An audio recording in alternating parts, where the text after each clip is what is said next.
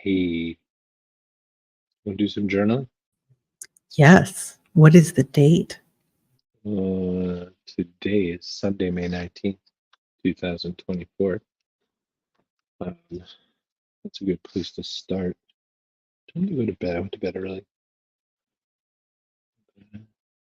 I do a thing where on my previous journal page, I put the time I went to bed, like when I wake up the next day. Like the next day, I go back one page and take a look at the journal. I haven't journaled for a few days, so I'm behind. That's okay. I have other stuff on the go. I get how that can be sometimes. Um, so yeah, one of the thoughts I had about journaling today is I was watching this video by this dude Ali Abdul, um, and he was talking about he does a book club kind of a thing, and he was talking about a book that he had read, the 12-week year, and he was basically, the premise of it is that in any given year, um, people will work on kind of an annualized mindset, and they don't get as much done because they kind of get towards the end of the year and they go, oh no, I didn't do enough things and whatever. So in this book, the 12-week year, he had this guy had this premise that if you basically work 12 weeks, which is essentially a quarter, so if you look at it that way, he just uses a non-business term for it, you might get further. Like you might find that kind of cool. And I thought, oh, that's interesting. But in his video for the 12-week year thing, he had two interesting, the book had two different interesting facts that he turned into journaling prompts. And I thought, hey, that might be cool. We could get some people to come journal with us and we could do these prompts. So I will type the prompt into the banner and I will do it so that we can all do it together. Where am I allowing a lack of consistent execution? Oops, I can't spell consistent. That's probably makes sense to me. Execution. Where am I allowing a lack of consistent execution to hold me back? So that's the prompt. And I'm going to write in the other one just so I have it for later. But that's our first prompt. And then Weren't you going to write a book of these? I'm working on it.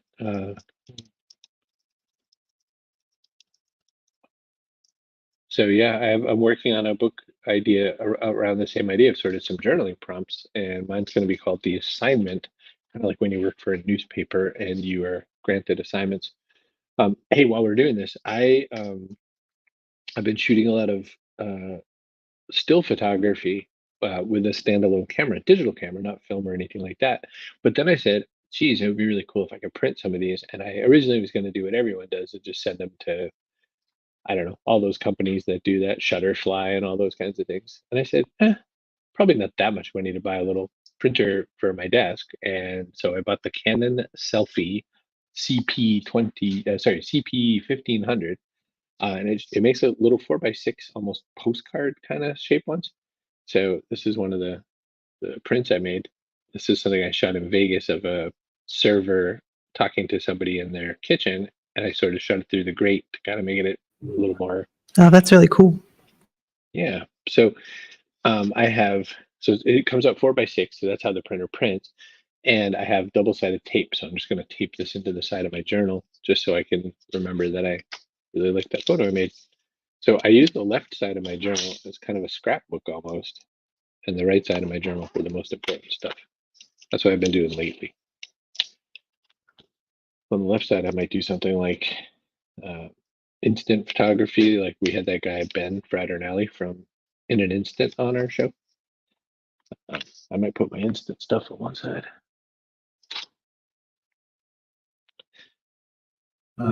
He was so fun. Yeah, I think so too. So anyway, that's the journaling prompt we're going to start with. Where am I allowing a lack of consistent execution to hold me back? Which I guess I'll have to retype it right into my journal. Otherwise, it will not make any sense. But what he was saying is in this book, The 12-Week Year, um, the two authors of that book said that we all know what to do. Like when diet diets come and go. Like there's 65,000 diet books, and they all say basically the same thing. Do more exercise, eat better foods, that kind of crap. Um, but what we're really not doing is actually just doing it consistently. And so that's one example. He also said, like, think about work. Like, if we're always like chasing some new fix or some new thing about work. But all we really have to do is just consistently apply what we're doing. That's also why meetings are so harmful. Explain. Because if it interrupts your flow state, makes execution less consistent. You don't get to stay as deep in to do your highest quality work. In my opinion, you're always scratching the surface of your capabilities. So no meetings ever, or do you mean what? No, I mean, you have to at least block off time to execute where you can get into a flow state and maintain it. I don't think there's too many people who would argue against that, but it's the constant kind of pop-ups of messaging that comes in pull you out of that. And then even if the question or meeting is short, you can't get back into it, at least right away. So you lose something there. I just don't think anybody does their best work if they're constantly interrupted. So at least I'd probably want like a solid half day. A full day would be better. Meetings free to dedicate to execution if you want consistent execution that shows the best you can do. I like the premise of that. I think it's hard to do, but I like the premise of the idea. It's hard to do for you for sure.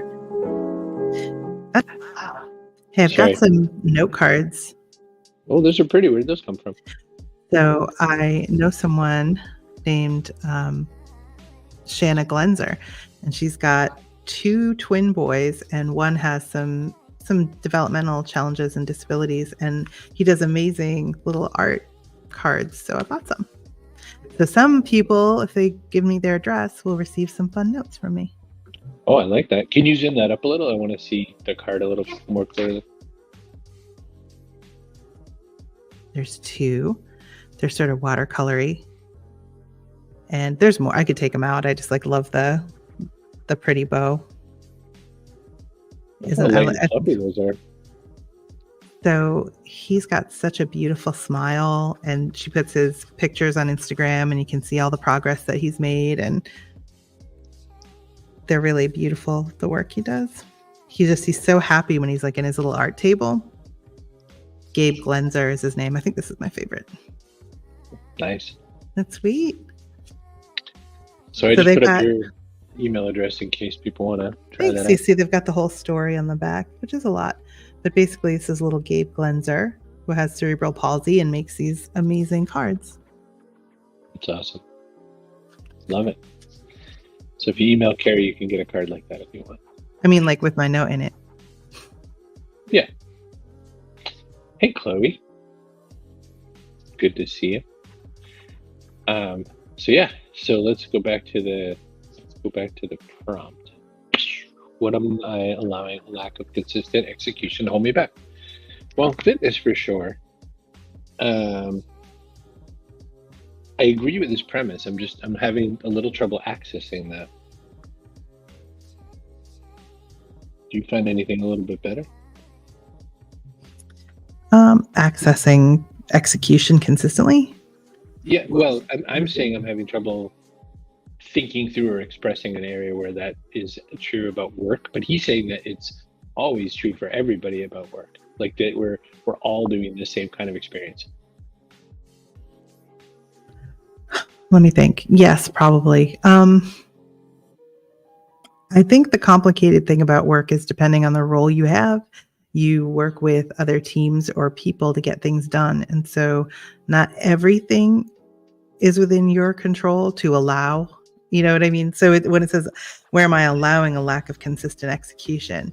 I mean, I guess you can set expectations with people. You can set boundaries with people. You don't allow other people in a workplace to do or not do, you know what I mean? So it's a little tricky. Well, yeah, but I'm going to push back on that, because what the statement is saying is that you're not doing your thing. Sometimes where in your life are you not doing your thing and it's changing? I'll give you one that I came up with when you said what you said. For for instance, every Monday, I know that I've got to start setting the agenda for the Wednesday executive leadership team meeting. And I don't have a little practice in mind for that. I just sort of start a little file that says agenda and I start typing some things in. What I could be doing is consistently across the week gathering up topics that we want to bring to it so that every Monday I don't go, hey guys, what do we all want to talk about this week? Like I could at least be gathering it as I see it coming along and consistently turn that into a better agenda. So that's an example of something I could do. If because your response back was sort of like, I can't control other people. That is true. But like, what can you control? What parts of you can you control or do that'll make you more consistent in some way? Gosh, maybe if I were to schedule the creative work in blocks like I'm talking about and try and relegate the administrative logistical stuff to like a different, I don't know, part of my day at least. I'm not going to get away with a day without that stuff, but like if I could at least put it in one spot, I could maybe then find a flow state, I guess. That's the thing. I get pulled back to things that are either easy and fast to accomplish or time sensitive, even if they're less important than the bigger, more creative, more demanding things I have to do. So I kind of need to put them in a box or something for a little while. And that's on me. Gotcha. The other thing I just wrote into my journal was that what I could do better is if I so I had this idea, this is part of my 3 words for 2024. One of my words was apps, and the idea, apps like software apps.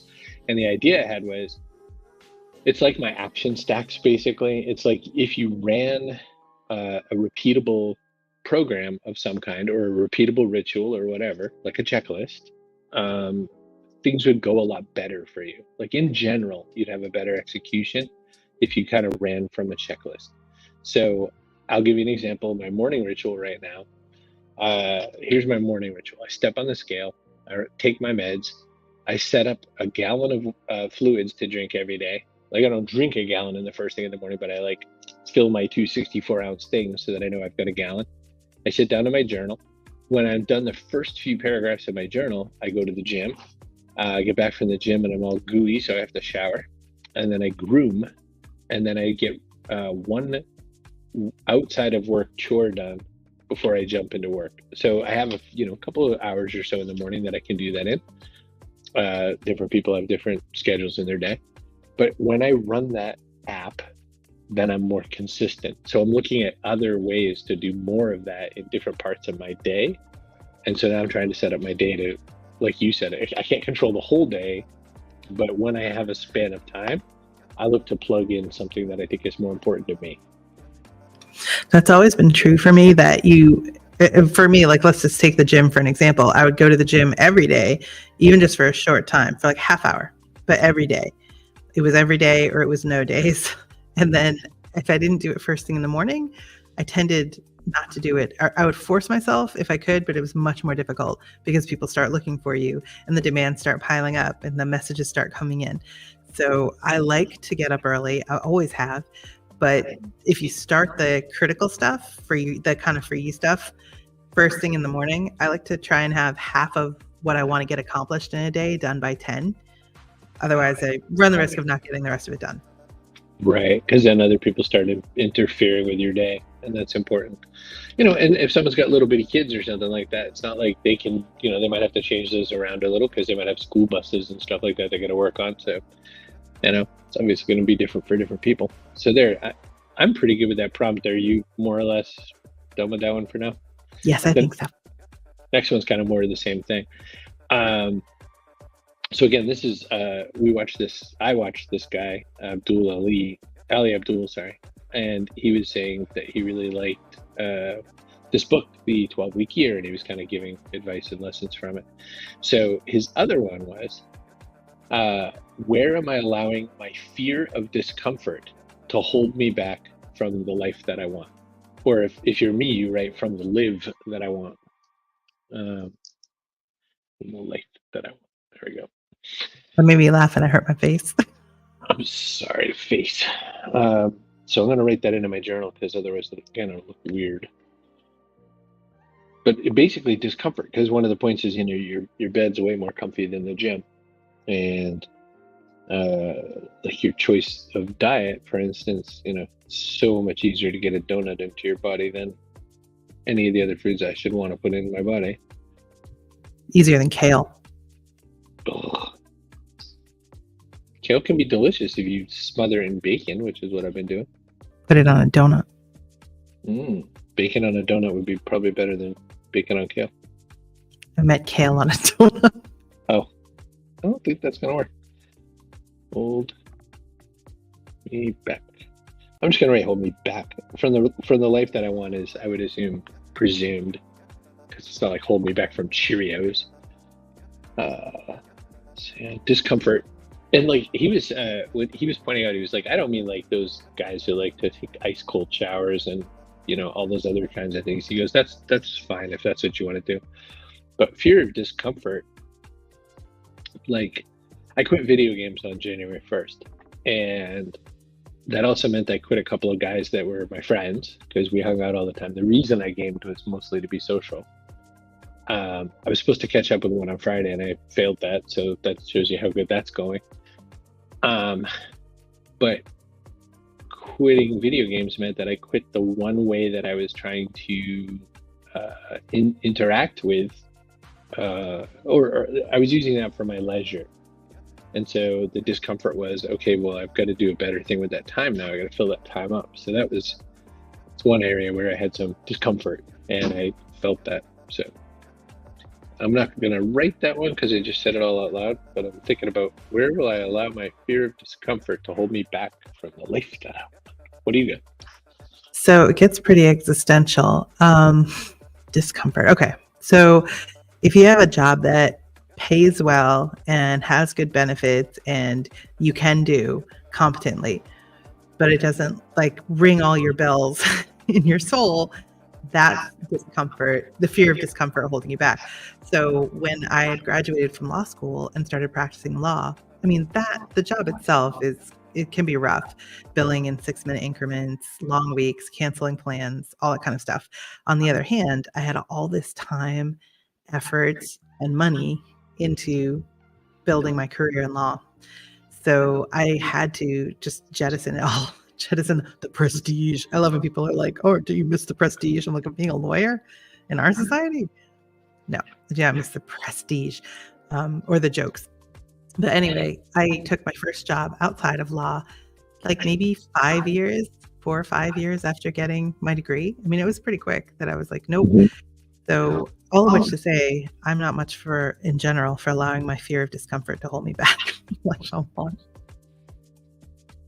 So your answer to that question is, I'm totally not running into discomfort or my fear of discomfort as a blocker. No, I've run into it. I'm just saying it's not persistent. It doesn't last long because I do something about it.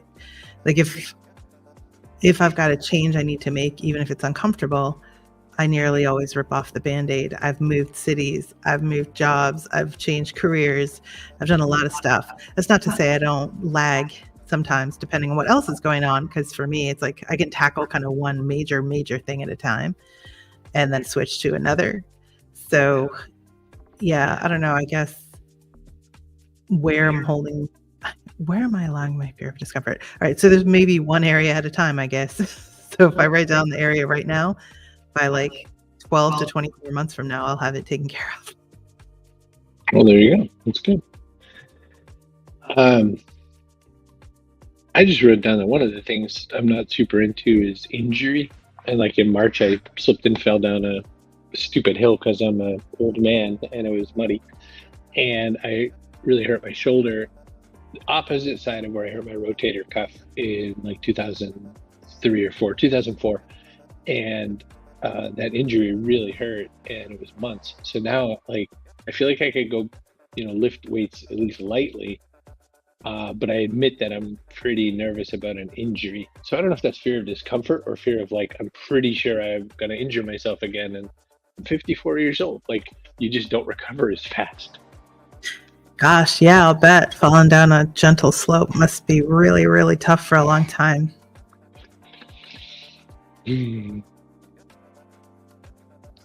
I'm drinking a beverage right now. I mean, don't do CrossFit, probably, if you're worried about getting injured. I've read that that's a lot more people get injured a lot more often. I don't know. Maybe a lot fewer kipping pull-ups in my future for a little while. Yeah. I don't know what a kipping pull-up is. Kipping is when you're kind of like doing a regular old pull-up, but you're like really whumping your whole body to get the momentum to get you over the bar. Kind of like a cheaty pull-up, but CrossFit people don't consider it cheating. They just call it kipping because Well, at least you're doing something. so depending on how far into discomfort you aren't willing to go, there can be big benefits in fitness. Like I remember a quote from Jason Statham saying you can tap a piece of dynamite with a pencil all day long and nothing's going to happen. But if you hit it with a hammer, you're going to see something. So for physical fitness, you need to experience some level of discomfort, but not injure yourself, but like the muscle tear and repair, that kind of stuff, in order to grow, literally. You know, one of the areas where I think a lot of people do their discomfort situation is people are so afraid to say what they really want or say what they really feel. I think that is a massive source of discomfort for humans. Like, one of the things I wrote down is that boundaries are very important. We hear this all the time. We learn about boundaries, but I am often afraid of stating or stressing my interests in my boundaries. So it's like a clear, obvious problem. So, like, I need to fix that because if you don't have good boundaries, then things don't go really well for you and you feel all kinds of things like regret, disappointment, and frustration. So that's a thing. But I think also, like, if you use that as an example, there's probably stuff in everybody's life where we're like, I'm having trouble speaking clearly to this person that probably really I need to speak clearly with about XYZ. And so I'm thinking maybe someone in the group writing right now is gonna catch on that one and realize they need to work on that. Yeah, I think you have to have a certain number of uncomfortable conversations in your life if you want to shape life the way you want it. Otherwise, you just get sort of batted around like a buoy, out in the water in response to other people's desires and needs. And you can't allow that if you want to live an intentional life. So I agree with you. I've it's not like I love confrontation, but I've gotten very comfortable with it because it is necessary.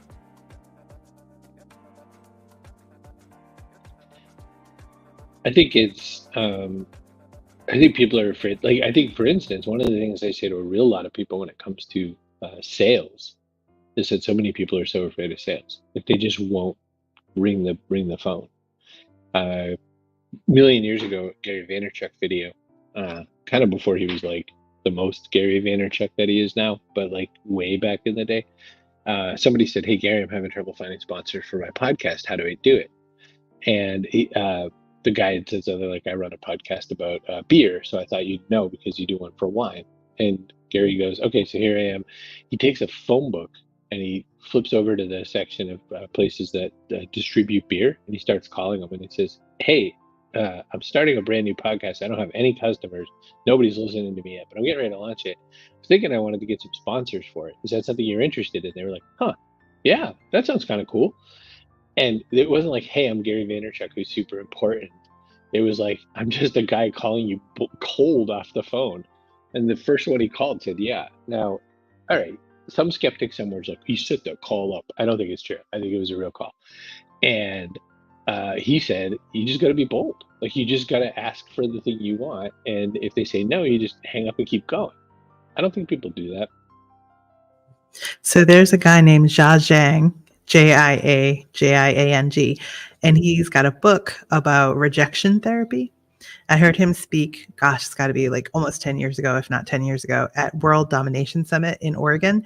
And he talked about how he spent 6 solid months asking people for random things that they would very likely say no to, like knock on a random door and say, "Hey, can I go and play basketball in your backyard?" Or ask a police officer, if you can imagine this 10 years ago, "Can I sit in your cruiser and take a picture?" Or like, just things or, "Hey, can you make me, Dunkin' Donuts person, can you make me donuts custom iced to look like the Olympic logo?" That kind of stuff. And he did it for 6 solid months and he got rejected a surprisingly small percentage of the time. So compared to what he expected, he thought he'd be hearing no all the time. He did not hear it as much as he expected. And so it enabled him better to live his life, to pursue business opportunities, to I think, launch his own business to get out there really and like live life fully. But that's all it was. It was a rejection therapy, just exposure. So if one person said no to you one time for one idea you had, you didn't just give up and roll over. I love that story. That's the price of admission for today on our journaling episode. How fun. I want to try one of your prompts. All right. This is embarrassing. Okay. It's embarrassing. Look at my face. It's embarrassing. I'll give you my I'll give you, let's see, any on one of these. Let's see, May, April. Okay. So again, all of these are about like probably to fill a page of a journal each time. So I write about a page and then kind of give it back to the person. So this is the one. It's called Someday You Will Be Dead. It is true. We live, we die. I just realized I have that other prompt up. I'm going to delete that. There we go. Okay. Someday you will be dead. It is true. We live, we die. That's all of it. Depending on your religion, maybe you get another turn at the whole thing. Others believe you'll float up to heaven or sin your way down to hell. I don't care. I don't really know. I like to think that my physical matter will be useful as food or other living things.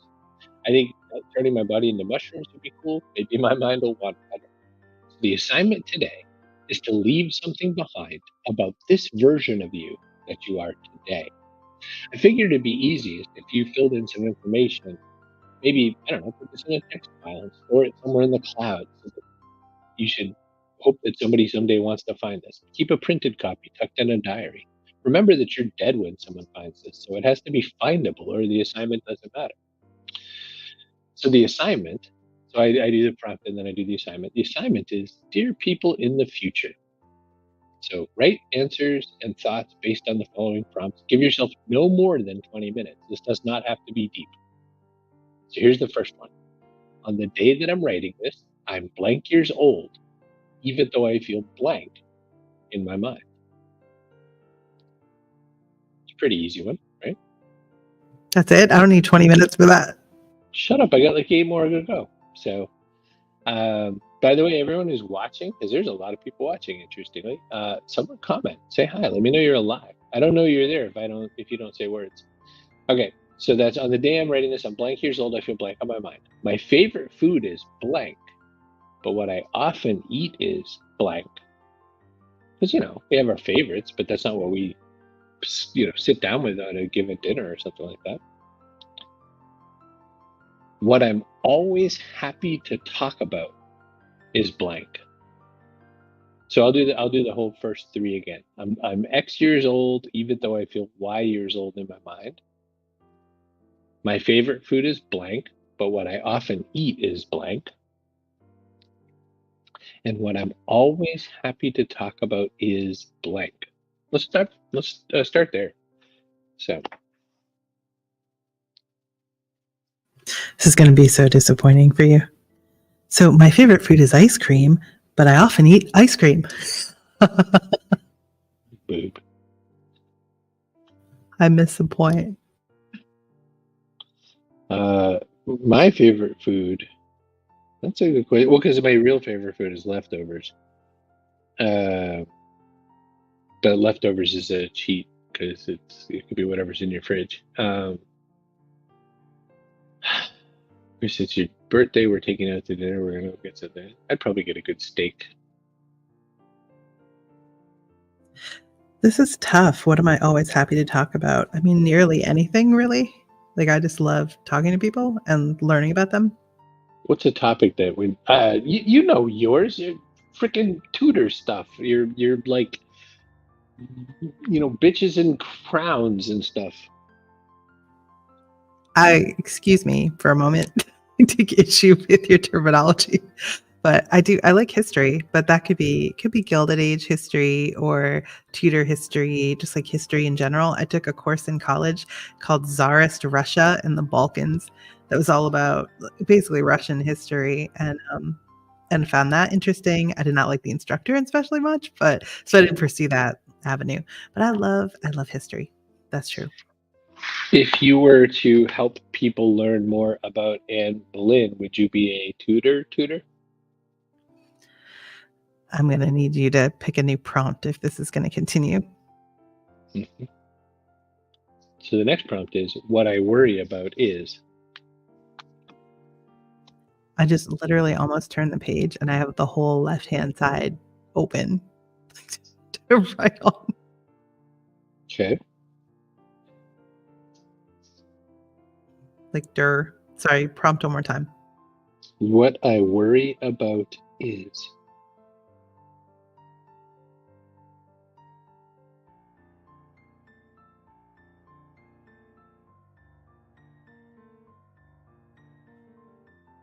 And there's a couple fun ones coming up too. So it's not like you have to, like it's not all drudgery or something like that. A couple fun ones. It's fun doing a little bit of journaling with some people around, isn't it? I like having some people hanging out with us. Although nobody's commenting, so I wouldn't know. So what's interesting about it is you're considering these like really deep personal things, but there are other people along too. So normally journaling is something you do in isolation because you're going to talk about things that you're not comfortable sometimes discussing with other people. But we're like inviting people in with this. So I guess that's what I like about it. We do. I mean, I'm a mother, so the thing I worry most about is my babies. Does that make sense? The very next one is, I'm reading or watching or listening to what? You know, on the day that you're writing it, this doesn't have to be a historical record for all times.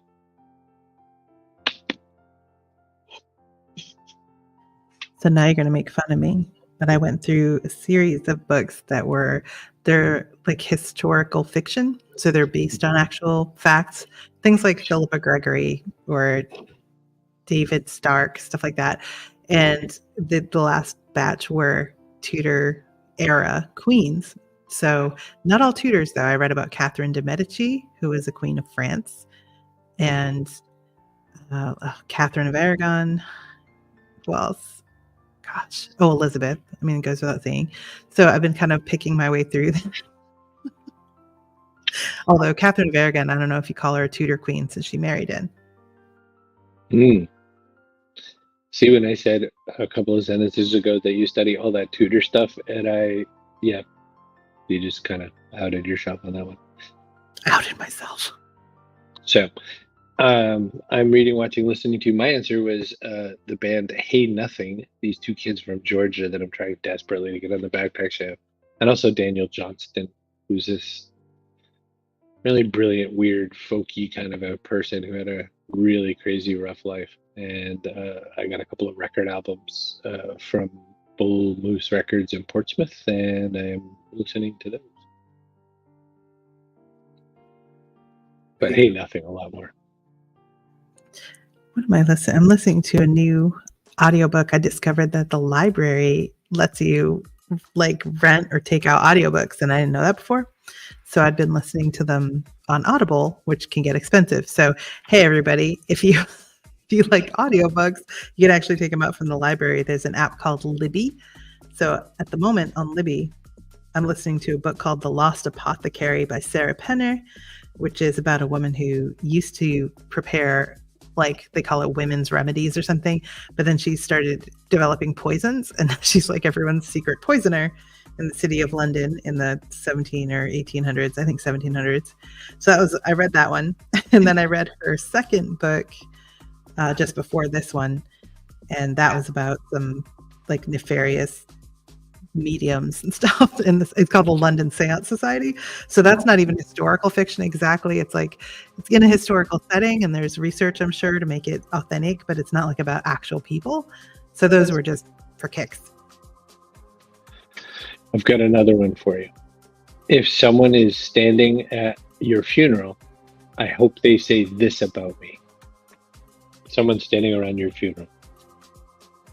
Chloe says, I'm cleaning while I listen, but if I caught them right, I'm 32 and I think I feel 32. I love chickpeas, but I eat a lot of eggs. I'm always happy to talk about mindset stuff, and I forget the rest. Let's see, what was the other ones? Chloe. Chloe's the most. Wonderful person. I'm reading, watching, listening to. So some particular thing you're reading, watching, listening to. And then the one we just said is, if someone is standing around at my funeral, I hope they say this about me.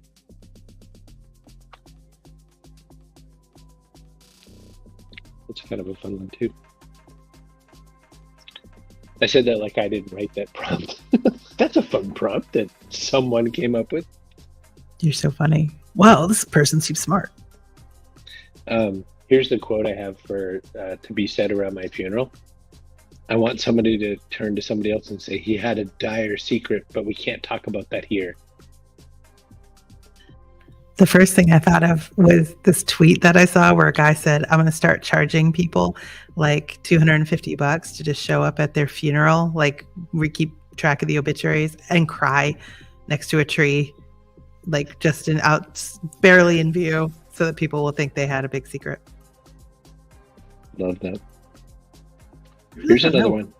Wait, what people? I want to know what other people want people to say about them at their funeral. I just want them to be like, that bitch was funny.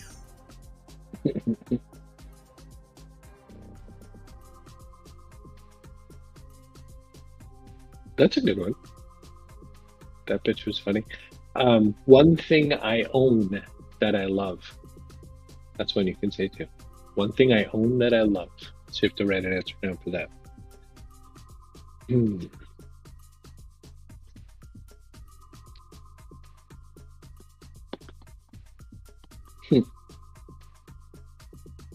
Gosh, it's really hard. I don't have a lot of jewelry, but what I have I like.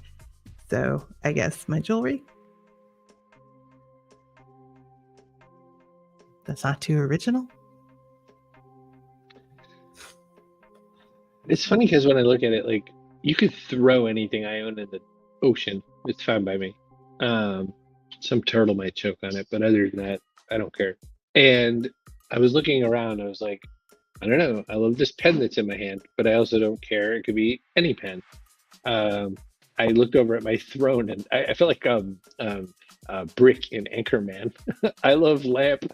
Like, I'm just looking at shit and saying, I like it because I like my throne. But I did write my throne, and then I also wrote maybe a camera. But the difference is I said a camera. Like, I don't care. Like, it'd just be nice to have one. I had a Camaro and I loved it. I'll say that. Hey, I had a Camaro and I loved it. That's crazy.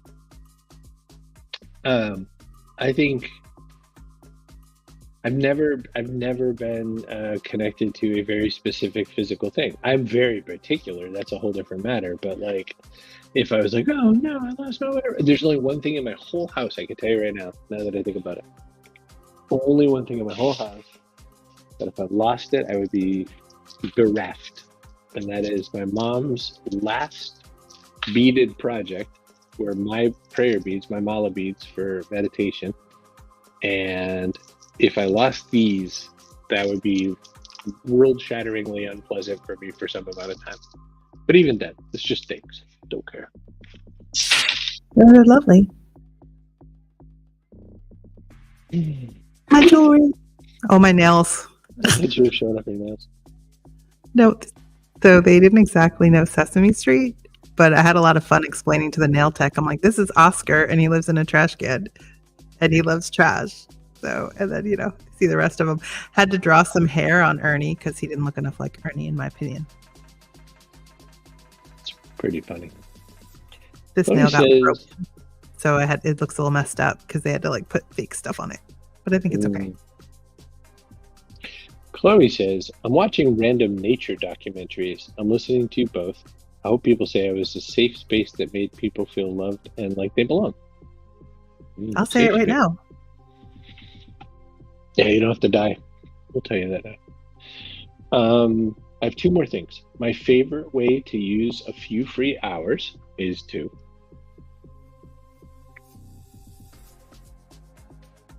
My favorite way to use a few free hours.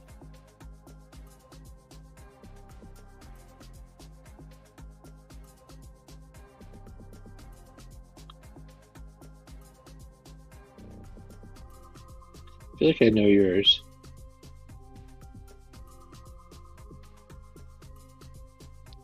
What do you think? What do you think it is? I think it would be to do a tour somewhere. I think your favorite way to use a few free hours is to be like on some historic tour of some like shed in like London. Not a shed, but you are correct. I said see someplace new, and that is what I was thinking. My favorite way to use a few free hours is to people watch. So this could work out as long as there's a cafe near the shed. I want to go see. There you go.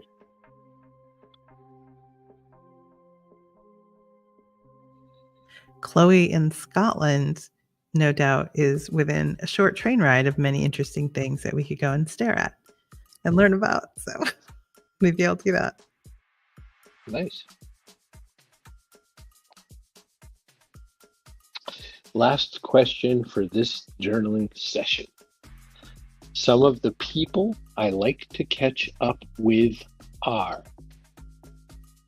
So, who are one or two or three of the people that you like to catch up with? You know, hey, it was really good. Not would like to, but like to. Like not as in I need to, like I really want to get back in touch with that person, but like people you enjoy catching up with because you do it. It could be both.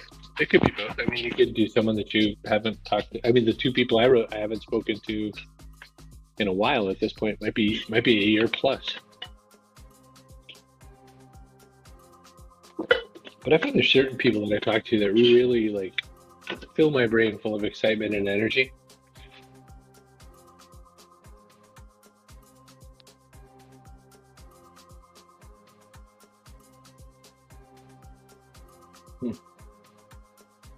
All dudes. I just looked at my list. It's all dudes. I have almost all women, except for I have one guy. Do you want to know? Yeah, I want to hear them all. I added one woman. I forgot. I had one that in mind. Go ahead. So Katie Robert, my co-host on Punch Out with Katie and Kerry, but we were just like instant best friends. I adore her. She's like one of my besties.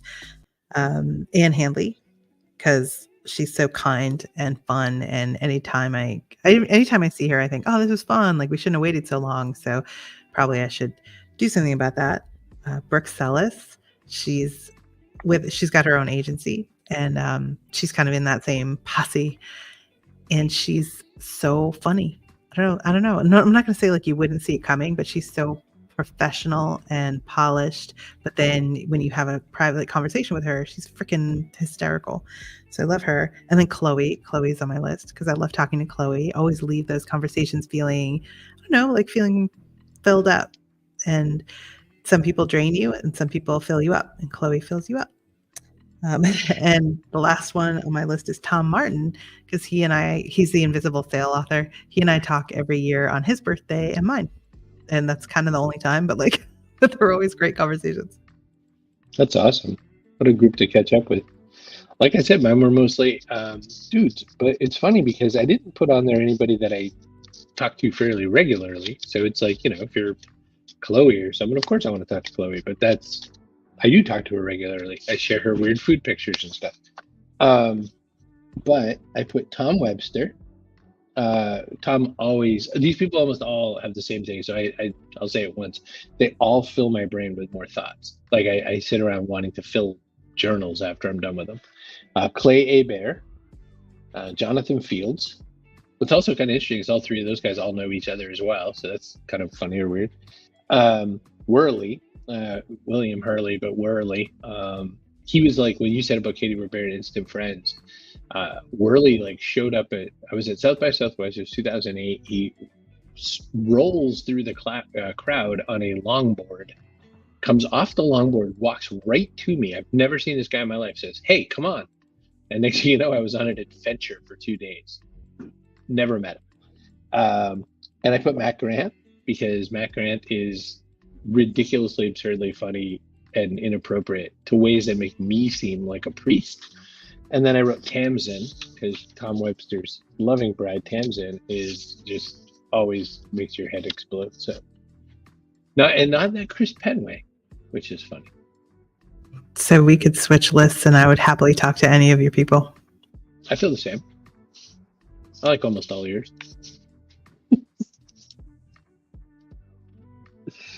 Well, I Chloe think we says did we're it. on her list. Oh, thanks, Chloe.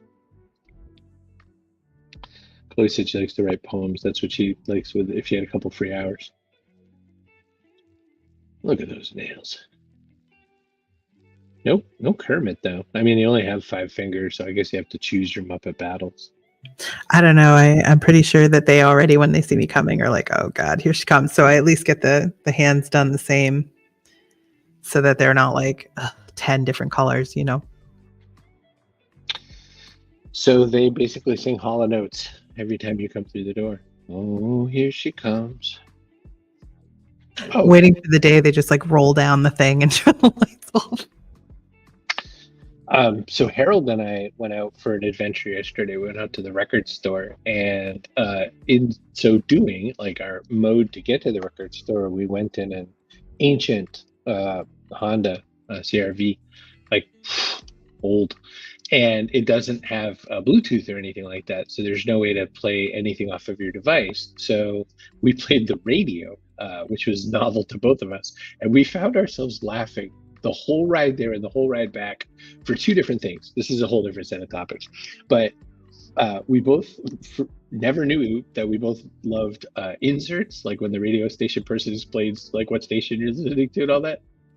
Harold said, I watched an inordinately long amount of these on YouTube from like stations I've never heard of. Like, you're listening to 93.3, The Fish. And he goes, and I just think they're super funny. And I thought you might find that funny because you've done some radio work down on the Cape. So I did an online, it was villageradio.net, and it was an it's alternative, but like from the 80s, like 70s and 80s, and maybe not really 90s, 70s and 80s. And it was a lot of stuff exactly like that. It was so funny. And RJ, who was the guy who told us all, like what we were doing wrong and that kind of stuff, he would go insane when people would do the old radio voice, like, "Hey guys, are right here on blah blah, and it's this day." He's like, "What do you mean right here? Like, where else would they be? Would you be there? Would you be?" What are we talking about here? So it was fun. I learned a lot from him just doing that. But I love doing those little inserts. I got to the point where I would just like research what like national holiday it was. And I'd be like, "Hey, everybody, it's National Bun Cake Day." Like just random stuff, just make it up. And actually, it wasn't that different than what you and I are doing right now. I would talk about what I'm watching, what I'm reading, what I'm excited about, that kind of stuff. So it actually was a lot of fun. And if it hadn't taken up so much time, I did it for about a year. If it hadn't taken up so much time, I probably would have kept doing it just because I thought it was fun. Yes to the radio voice thing. I was talking to Harold about. I never really liked the guys Opie and Anthony, but one of my favorite ones was when they trashed everyone who was like a fresh graduate of the Connecticut School of Broadcasting, and they would use their voices and talk like this, and just kind of go through reads and stuff like that, pretending they were fresh graduates of the Connecticut School of Broadcasting, where they kind of train you to talk sort of like that. Maybe not anymore, but like that was true in the 90s. The other thing that Harold and I did was the station that was on the car was a 80s station, an 80s station. So we listened to an inordinate amount of like Hall and Oates, You Make My Dreams Come True, and Van Halen, Jump, and all that. And one of the things that I kept pointing out is like, notice how the bass line is better than any other part of every one of these songs. I never noticed that about 80s songs, but they all had banging bass. Some of the best music of all time, I dare say. I'm not going to agree with that. But okay. Oh, we're done journaling. Is that flashing the journal? I didn't mean that particular song. I just meant that like the 80s had some amazing friggin' music. They did. We had a lot of fun laughing about it. I talked about some of the bands like Kiss and all that. The fact that there was all this like everything was digital. It was like the worst of certain bands' songs because like they just weren't made for that. Like Dire Straits hated Money for Nothing and ended up being one of their biggest selling songs. They were just so mad that they couldn't play the music they wanted to play that they made that song as sort of a sarcastic rant against that music. That ain't working. That's the way you do it. and yet that's one of their most popular songs in the world. You know what? You have a cool job. Shut up and do it. Just, don't finish crappy books. If you don't like what's on the menu, leave the restaurant.